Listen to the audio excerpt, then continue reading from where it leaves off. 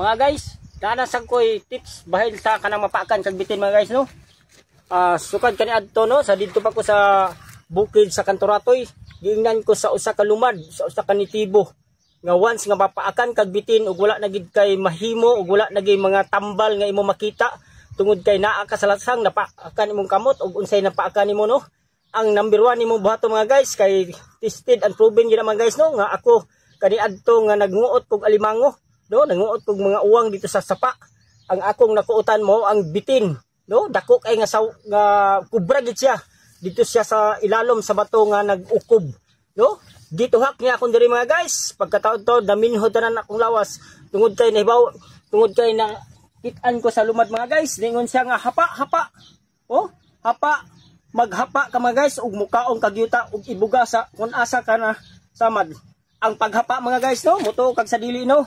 Kay mo ay gitudlo sa lumad nga nakakita nako hapa bagarinaw. Oh, hapa. Mo na mga guys no, hapa.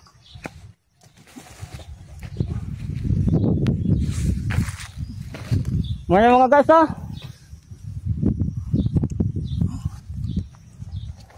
Pagkahangang gibuga sa asat ng dapit nga napakan kog halas. Og ang sobra nga yuta akong gihot og kaom. Anya mga guys, pinaka-epektibo nga tambal ang yuta mga guys, mo imong ibuga. Diin napaakan kag bitin.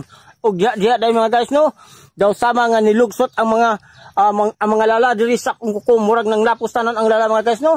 Og diha epektibo, tested og nasuwayan na nato mga guys ang pagpaak sa kubra.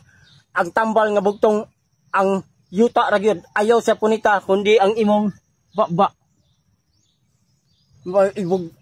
Ibuga. Mo ba?